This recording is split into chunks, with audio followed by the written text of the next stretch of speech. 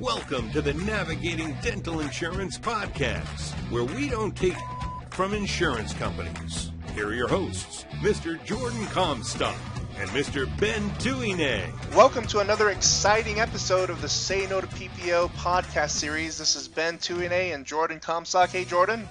Hey, how you doing, Ben? Great. How are you? Doing good today. Awesome. We have a wonderful guest with us today. Actually, a personal friend of mine, Lorraine Guth. Welcome, Lorraine. Hi, Ben. How are you? Hi, Jordan.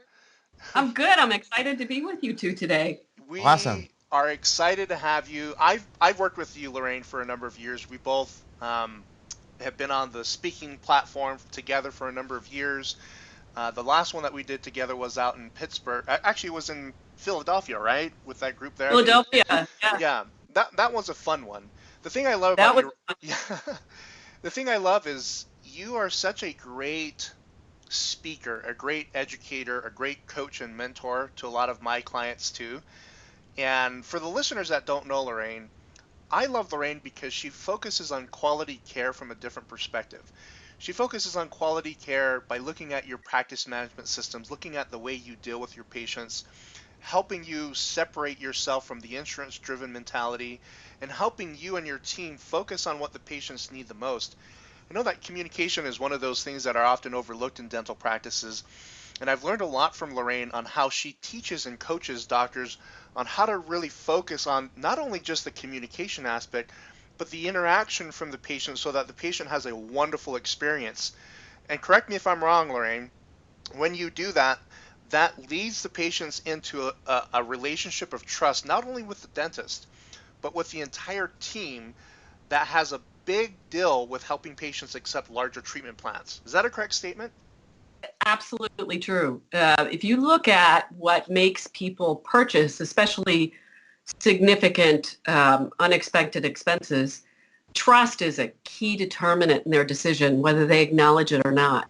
It's one of the reasons sometimes you hear people on second opinions will actually make a decision to spend more than the first opinion. It's because with the first person, they didn't really have the trust factor, and the second person they do. Right. You know, it's interesting because we do a very unique form of marketing that speaks to exactly what you say, where we use name brand institutes that people trust, institutes that people recognize. And what you naturally see with that form of marketing, which we're not going to talk about here on this call today, Right. People then when you see a name brand logo on your marketing material or at your office that you affiliate with, somehow that relationship of trust is transferred to the dentist. But if you can establish that trust directly with your patients, I believe it goes a long way in encouraging patients to do treatment plans that they don't expect. Let's talk first about this whole fee-for-service theme, Lorraine. What does it mean to be? Yeah, I think everybody. I come across a lot of doctors who even call me that have a complete definition of fee-for-service than their colleague who's practicing next door, who also claims to be fee-for-service. What does it really mean? What does that mean, fee-for-service? Well, we can look at it from the insurance side, or we can look at it from the patient perspective side. And so I'll give you my definition. Fee-for-service is really that you're not participating with any plans, or with that particular patient, you're fee-for-service. But I think we have to take this a little bit deeper. If 80% of the practices now are participating, Ben, something to that level? It's above 90 now. It's above 90. Yeah. Okay. And so in some states, the fee is about 60% of what a fee-for-service practice is if you participate. Some people are doing 40% write-offs, right? That's right. And so, really what we're asking is, we're saying to a patient, if you choose us, we don't participate, but we provide something better or additional for the additional fee that you're paying. And so for patients, they expect quality care anywhere they go.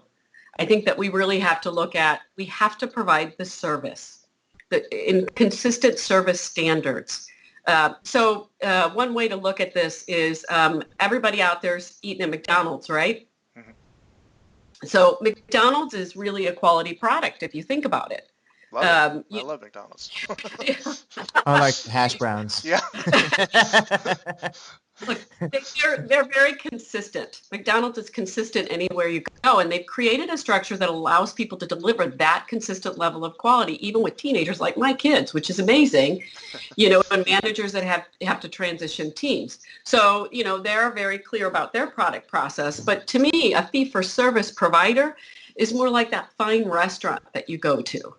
Where you get this beautiful experience and where you have a server that really knows how to adapt to the client base in a different way, knows how to sound, move, and function differently, but is within the standards of service. So, you could even tie to like Ritz-Carlton. There's a way I'm going to be greeted at the Ritz-Carlton that is different than the Motel 6.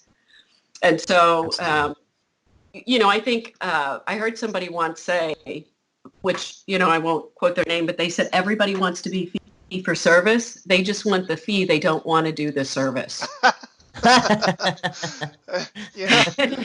I think that's so true. It's funny, Lorraine, that I'm not going to name any names, but here I live in Lehi, Utah, and we bounce from doctor to doctor to doctor. And some offices that we go to, some of them don't know me, most of them do, but some of them that we go and we say we're uninsured. And then they go ahead and proceed with treatment. And then I find out that the person that gave me a cleaning was a dental assistant and not the hygienist. And yet we're paying twice. We're paying twice what a normal insurance payment would be for that same service. And yet we're getting the watered down PPO service that everybody else seems to be getting. And it's kind of frustrating, Yeah. Well, it's really difficult, if you look at the restaurant and the McDonald's, the fine restaurant and the McDonald's example, it's really different for a team to be both. It's a different kind of mission.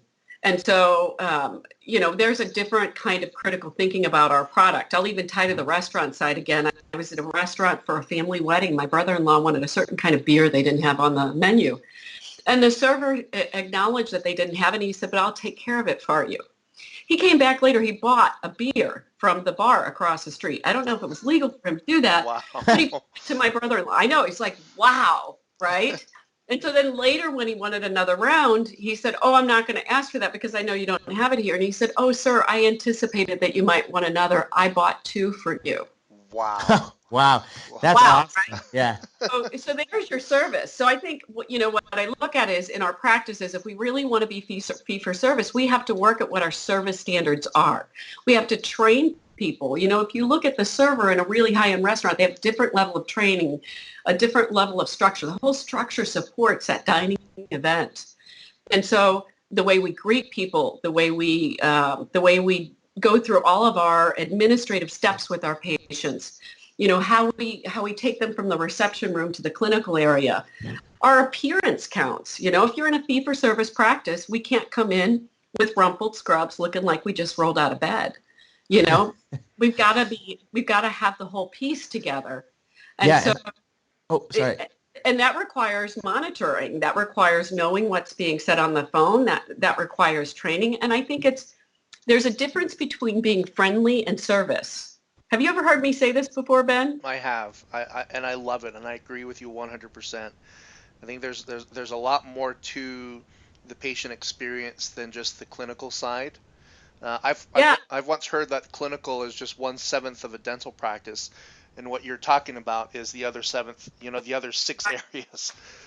So what happens when we don't have consistent structure in our practice where people are functioning in alignment to the vision of the practice and our service standards, then you're relational to whether they're friendly or not. And the person at Motel 6 might be friendly, but they're not going to stand up and greet me like they would at the Ritz.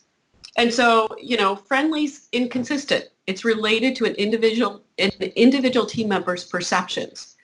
And really, our service standards should be something people study and learn, and they're representative of our organization. Yeah, that's really cool. I love the analogy of the restaurant. I think that is just a wonderful analogy. And so my question for you is, what is it about the patient experience from the moment we greet them that we need to be looking at differently? That's a great question. And part of what we know, I want to tie to a particular concept with this, how people buy from us. So what we know is when people buy from us, first they buy us, or Ben, somebody working with you. They buy you as a person. Do I feel like in the moment that Ben is engaged with me, he has integrity, that he's going to listen to me, that I should be able to trust him, that he's a good human being? The next thing that people judge is, are you clinically competent? Or Ben, or in your situation, are you competent at what you do? So, but I've got to have both of those things at play. The last detail is the treatment. So if you look at what you do first and last with your patients really matters in that unconscious trust analysis. How you greet a patient when they walk in the practice the first time affects their decision making. So it's interesting. I worked with somebody years ago, and it was the first time I ever had to wear a business suit to work. They were a practice that did comprehensive dentistry, which I had not been accustomed to in the same way. And one of the first things the doctor taught me is, when my patients come in, you will greet them by name, and you will stand up and treat them as an honored guest. And I thought he was just being picky. But what I learned is people responded to us differently based on that. And that wasn't necessarily an easy thing to do, to be tracking that and how you go through it. So one of the things we want to do is really, I call it eyes up service, and what happens is we become a victim of our computer, So somebody comes in, we don't really acknowledge them that well. We're looking at the computer, and it feels sort of dismissive. And I want to let really good people that just get busy and overwhelmed will do this. So, things that we really care about, we'll put attention to. There's also a great way to wow your patients, just a fantastic way in the greeting process. And I'll say this is what I would do if I was a dentist.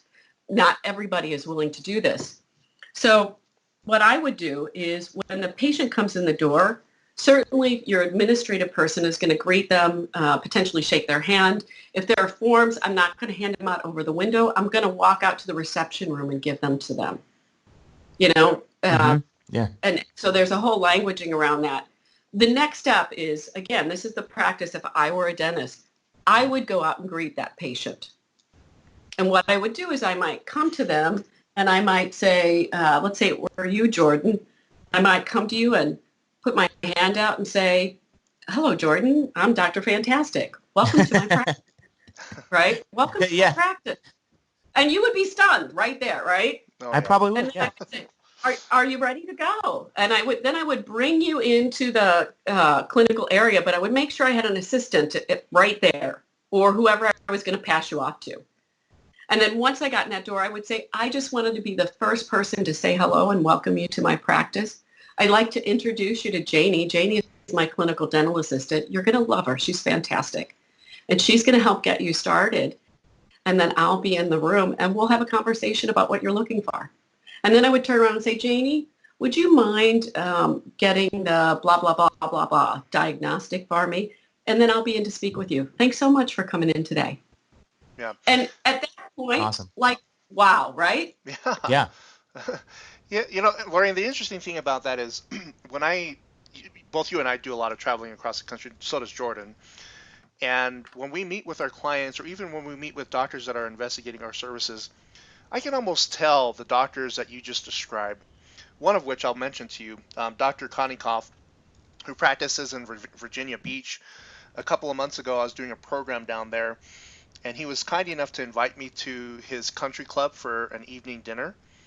Now, most country clubs out there claim to have this prestige about them, but this was a Cavalier Country Club where a lot of celebrities live, a lot of very well-known heirs of different industries and businesses live. But when I walked into there, they actually addressed me by name. I don't know if he gave them a picture. I walked in and they said, you must be Mr. Tuine.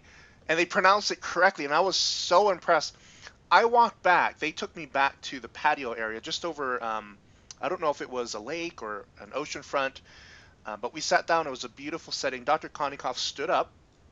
He shook my hand, but you could tell that this doctor has the type of attitude and mentality that you're talking about. He cares about his patients so much that he goes to the extent of even having me, I'm not a patient of his, he's actually a client, but having the country club know and study me, my background, I didn't even have to ask them what I wanted for dinner. They handed me a menu, and the lady kind of went through the menu with me and said, I bet you're more of a steak guy. I was like, wow, how do they know all this stuff? And that was not an experience in the dental office, but it was a personality experience for me, knowing that there are doctors out there that go far above and beyond others in terms of a friendship experience, a client experience, but you know why they're so successful, because when they carry that over to their patient base, it's amazing how that changes their entire experience with their patients. Now, Dr. Konikoff is super, super, super successful. I think out of all the doctors I work with, he's probably in the half percent category in terms of income and success. And I wonder if the way he treats people in general, as who he is, has a lot to do with that. I would imagine so, yeah. Think about what great service is. Great service is listening, right? You just described people that cared enough to think about what you want and need. And we are so trained in dentistry to tell people what we think and to tell them what they need. And, years ago, somebody said to me, really stunned me, nobody cares what you think and nobody cares what you know. They care what they want. They care what they need. They care about how they feel. And really, we're supposed to be value-driven in our engagements. One of the phrases I use a lot when I teach people is, it's not what you tell people that counts. As a matter of fact, I think that's completely irrelevant. It's really what matters is what they decide to hear and what they decide to consider important in their decision making. And when we're engaging with patients, we need to think more about that. What is our patient hearing? What are they considering? How do they feel about this? And that should affect how we distribute knowledge and service. And so that service really is about listening. So it's a trust builder, right? It really is. I got to tell you something interesting with this too. I've noticed my son has recently been involved in a collegiate prep military school that we're sending him to. And in going, it's awesome. This kid who, was a typical teenage kid, and, his social skills weren't at a high level, we'll just say. And you go to this campus, these boys, when they walk by and they see an adult, their back is straight, they look at them, they nod, they say good morning, good afternoon. They're thoughtful. Went shopping with my son since he's been there. We're walking out of a store and I had a bag in my hand and he said, "Excuse me, Mom, you shouldn't have to carry a bag. I'll carry it for you."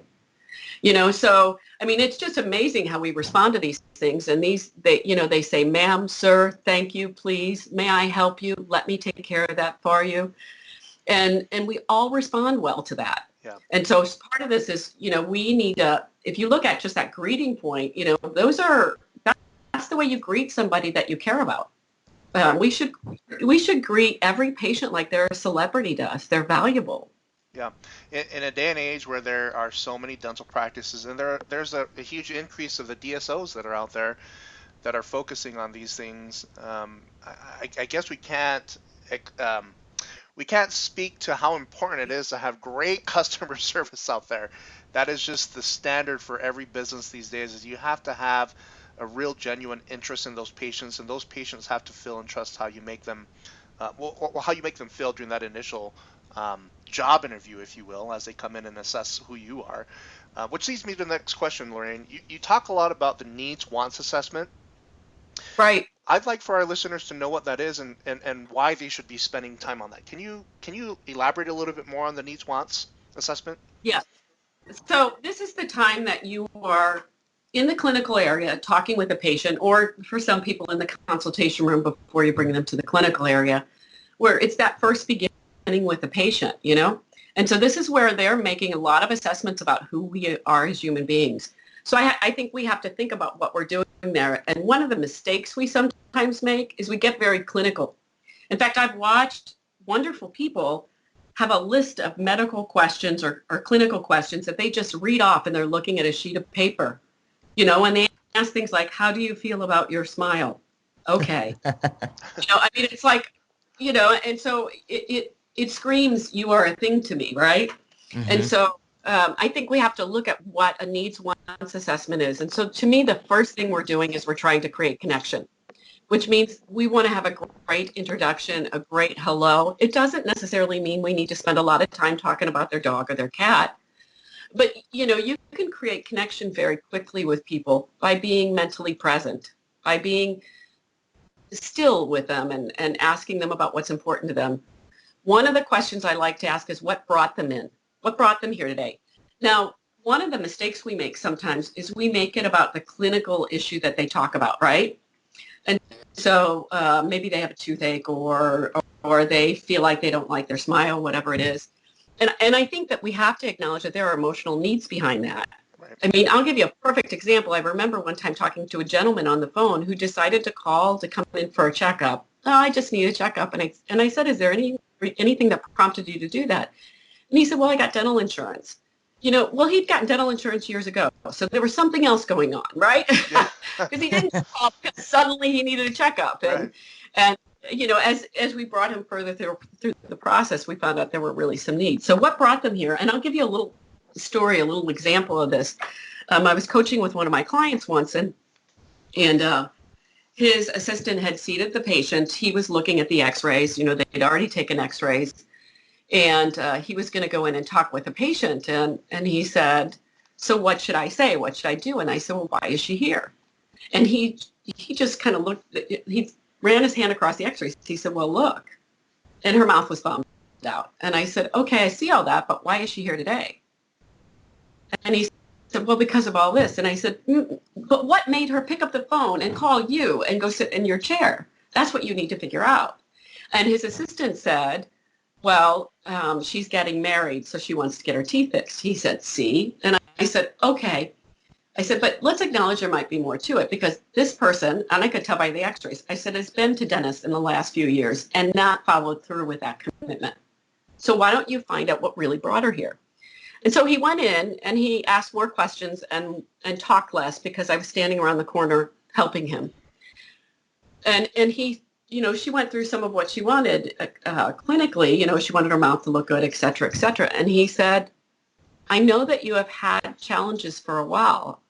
I can see that. What makes it important now? Now, because it was hard for him to be quiet, he had to say, is it the wedding? Which I had that on there. But what makes it important now? And it was interesting because she looked at him. I could see her really look at him like she really saw him for a moment. And she put her head down and she was quiet for a little bit. And she said, then she said, and I'll mimic her voice. Well, yes, but it's more than the pictures. It's more than that. Well, my fiance, he used to have kind of the same situation, and he got it all fixed. And I'm embarrassed to stand up with this man and get married from when I have this happening and he doesn't. And he understands how I feel, so he told me he would pay for it for me to get my mouth fixed. Wow. Isn't that powerful? Yeah. That's very powerful. Wow. Yeah. Can I talk about football for just a second? Oh, yes. Change the topic. No. I want to talk about football to relate to what you're talking about, Lorraine. So you see this all the time, and I've actually experienced this very issue playing the Turkey Bowl a couple of weeks ago. So when a wide receiver is running a route, he turns back, quarterback throws the ball to him. A lot of wide receivers, before they even catch the ball, they take their eye off the ball and look at the defender that's coming their way. Do you know what happens almost 100% of the time when the wide receiver takes their eyes off the ball, Lorraine? Or Jordan? Well, I don't. They drop it. They drop the ball. They drop the ball, and the defender could be 1 foot away, 2 feet away, 10 yards away. But every time the ball is thrown to you, and you don't read the threads, as they say, as the ball comes into your hands, meaning you're not focused on the catch. You're not focusing on the ball all the way to the catch and tuck. You have to focus on the ball all the way to the tuck, meaning you catch it with both hands, and then you tuck it and you secure it. If you do not have your eye on the ball as it's entering your fingers, your hands, you will not catch it. It is so difficult. And the reason why I bring that up is because what you're talking about here with the patient experience and getting to know them, getting them to open up, is that there's so many things that go on in the dental practice, the phone ringing, people texting, is that oftentimes when you take your eye off the ball or off the patient, patients know that. The patients know that you're not interested in them as much as you should be. And I see a lot, and I hear a lot of reviews and read a lot of reviews where a lot of patients just say, I just didn't feel like there was time and attention given to me. And the sad thing, going back to my experience with a couple of dentists that I don't know here in Utah that we've seen, we wanted to try out, is we felt exactly that same way. Even though we were 100% uninsured, we paid full fee, we didn't get the same attention from them as we did with other clients that had a high level of training about what you're talking about. So does it make a big difference keeping your eye on the ball all the way through the catch, or keeping the focus on the patient all the way through to the treatment and beyond? I personally think it means a great deal, and it's lacking in practices these days. I have seen practices, and I'm not going to say that this happens to everybody, but I've seen practices go up 20% without new patients just because they start taking better care of the people. Yeah, that's awesome. So, I mean, if you're going to get people into more complex care, they've got to believe in you. So I really care about, I love your analogy. I really care about reading the threads. Is that what you said? Yep, you got to read the threads through the catch. Yeah, read the threads. All the way. Yeah. That's what brought them in, right? I'm going to steal that. And then one of the things in the needs wants assessment is really asking the patient, what's most important for them to know or have accomplished during the visit? Instead of us telling them all the things we're going to do for them, which they may not even care about, why don't we just say, Ben, wow, you're here. You're going to be here for about an hour and a half. We want to make sure that we address your concerns. What's most important for you to know or have accomplished during this visit? And then I want to know, do they have any time constraints that we need to be aware of, whether it's this visit or more involved? We don't always ask that question. And then, another thing we should be aware of is, how do they like to get information? So as an example, you may have noticed this, Ben, or Jordan, you don't know me that well, but Ben does. I'm a little bit type A. Yeah. I knew a good type A, though. A very good type A. Yeah, a good type A. So when somebody goes on and on and on about something that I'm not interested, I really have to focus to pay attention. So I like to say to a patient, whether they're, they might be engineer type, they might lots of details. We should communicate to people in a way that resonates with them. So I might say, Jordan, for example, as we proceed with the exam and the discussion, do you want all the details? Does that make you more comfortable? Or are you better if we just get to the point? How would you like us? Right, there you are. And then I'd say, okay, great. And then will you do me a favor? We're going to really just get to the point with everything. If we're moving through the information too fast or there's more that you need to know, would you mind just stopping me and letting me know? Yeah, I'd love to do that. All right.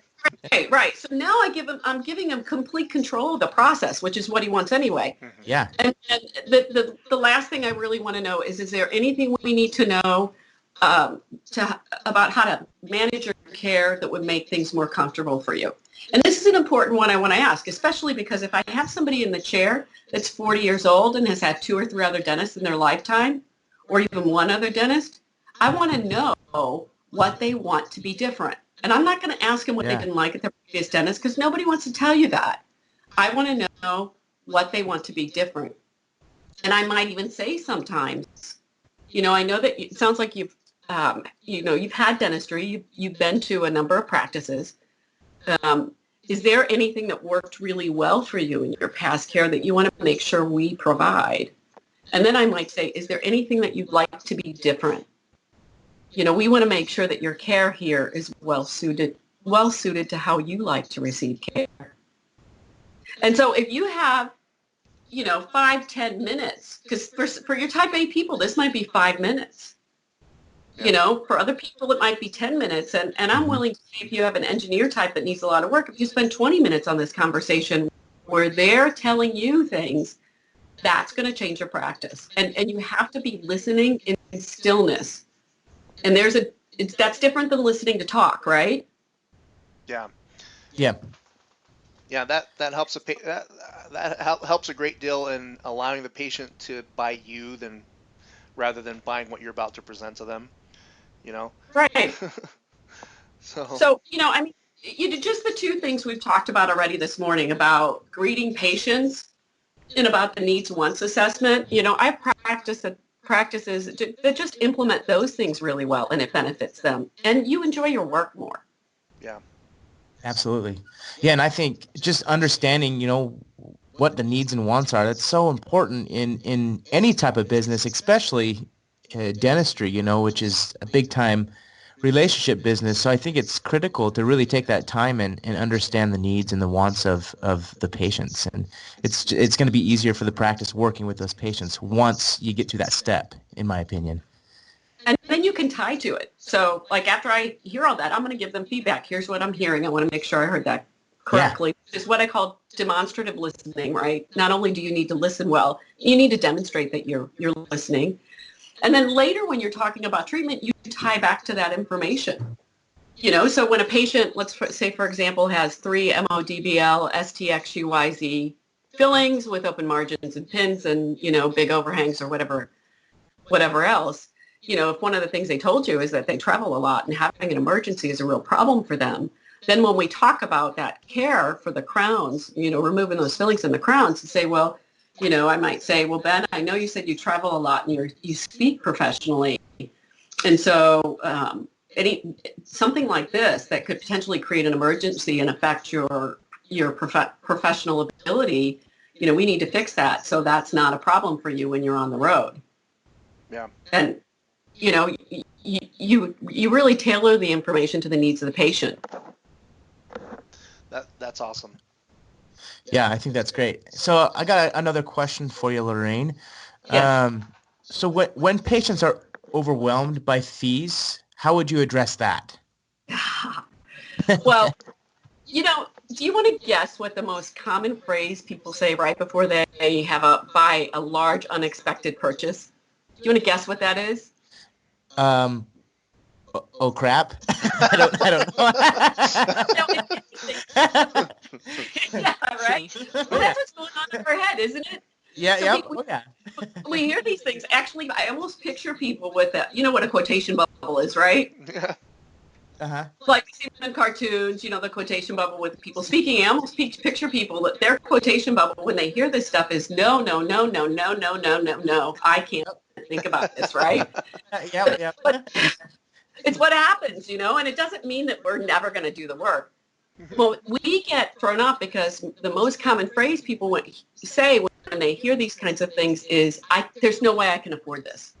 Or that's way too much money. And we think that actually really means something. And really what it is, it's just an emotional response.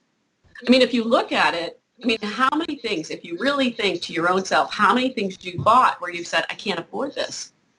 The last car we bought 3 days before we purchased it, I said, no way we can afford a car right now.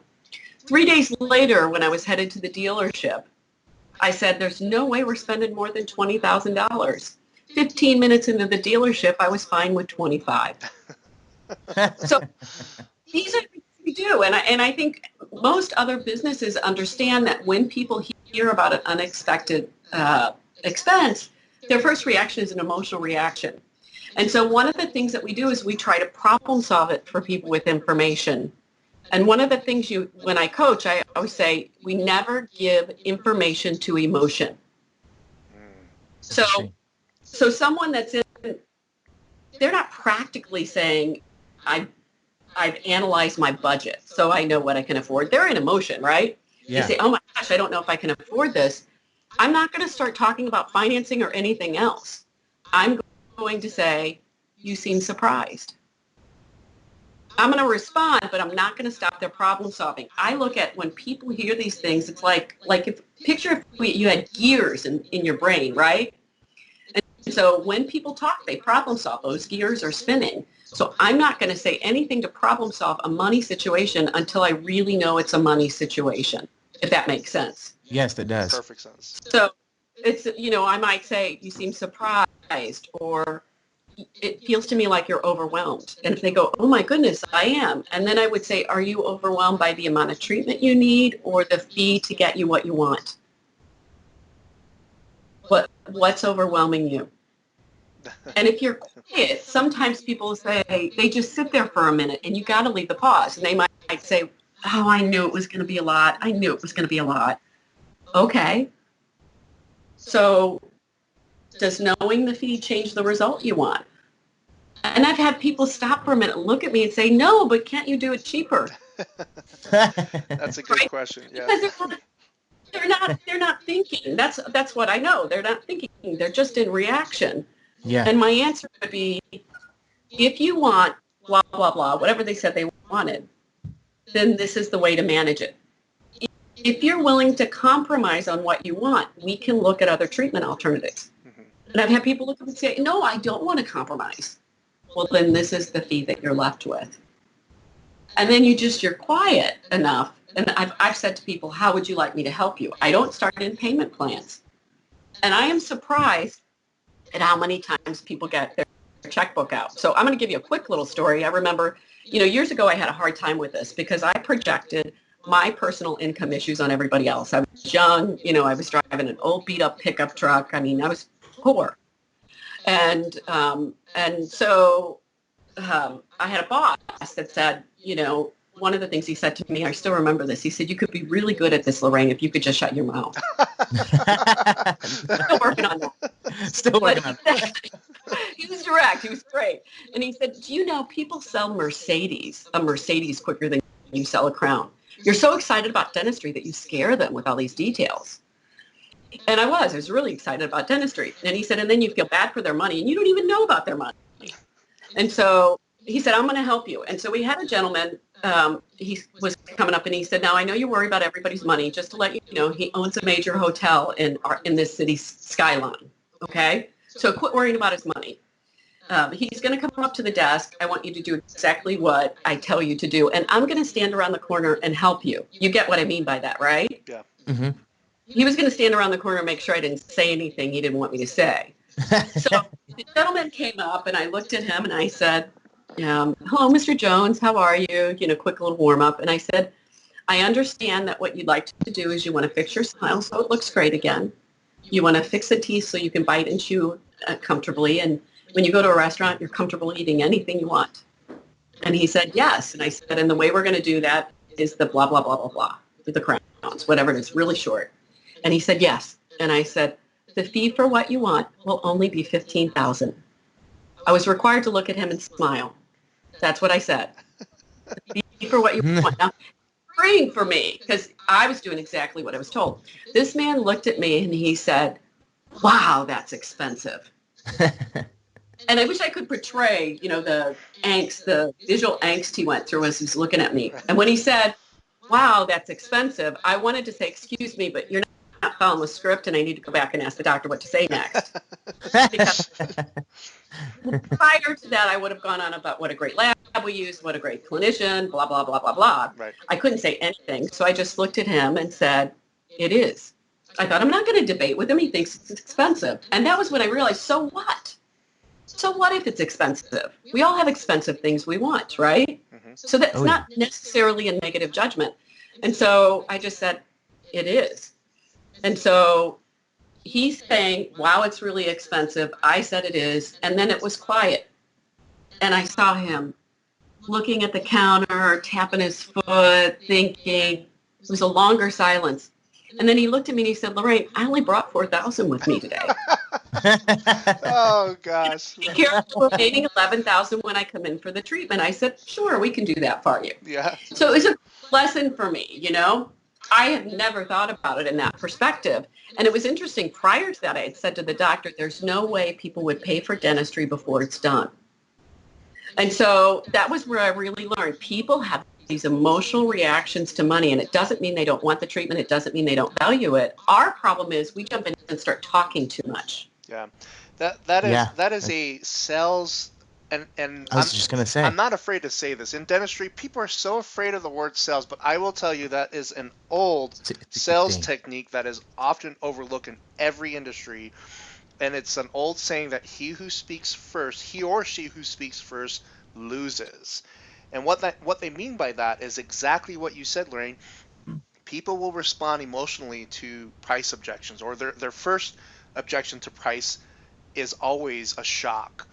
But when you let them settle and come to their senses, they'll start to realize and have all these thoughts go in their mind about, it is my fault that got me here in terms of all the dentistry that I need, but I need it. And just let me talk about I want to talk about the sales things for a minute because I think you're right. Yeah, let's do it. Physical thing, right? Yeah.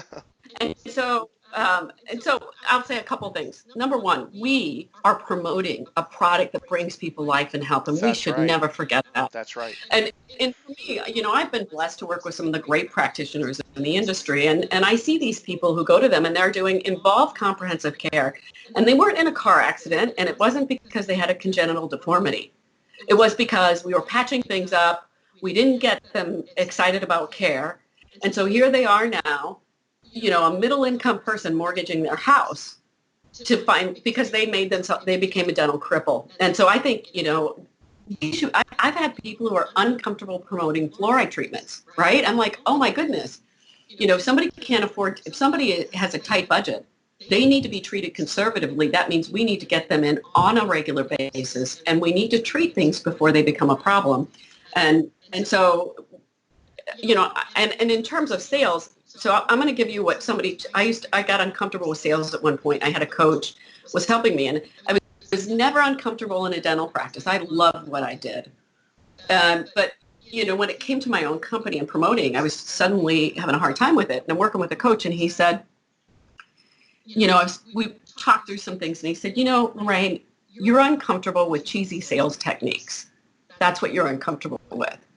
And he said, what you're promoting is, teaching people and helping people bring their patients to health. And that's something you should be very proud of. And you should want more people to want to be able to help their patients to get help, which is true, right? We're supposed to bring them to health. And he said, sales is one of the most honorable professions that anyone can participate with. I agree. Now, Oh, yeah, I agree too. Right? But my crap detector went up. I'm like, come on. And he said, really? And he said, let me help you understand the definition of sales with honor. And that is learning about your customer, understanding your customer, and helping them clearly define their challenges and come to good solutions with that. And, if you're really good at this, you can be present with somebody that's going through some uncomfortable thought processes to solve their problem. You can be present with them, not bias them, help them, and help them come to terms with what they have to deal with. And if you don't have a solution, a great salesperson finds someone else that does. We are here to help people solve problems and facilitate them through uncomfortable situations. And if you look at it, sales, like, anybody that has children lives and breathes in sales, right? That's right. Mm-hmm. I'm trying to get my 15 and 16-year-old to be excited about education and the educational, what the possibilities of that will do to their life. And frankly, they're not thinking like a 40-year-old. So that's a sales job. I mean, come on. Right. Yeah. Yeah. So you used a term that he who speaks first loses, right? Mm-hmm. So let me change that phrase a little bit. When we're in value-driven communications where we care more about the other person's success than our own discomfort, and I want to say this is really important. As healthcare providers, we need to care more about the success of our patients than our own discomfort being with them as they negotiate through difficult decisions. That's right. So when we care about that, it's not about winning or losing. It's about if the patient trusts you and values you enough to open up, you will know how to help them better.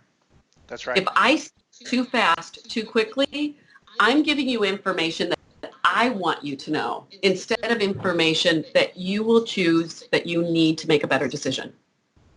Yeah, and I agree with you 100%. And that's how I view that statement. He or she who speaks first loses.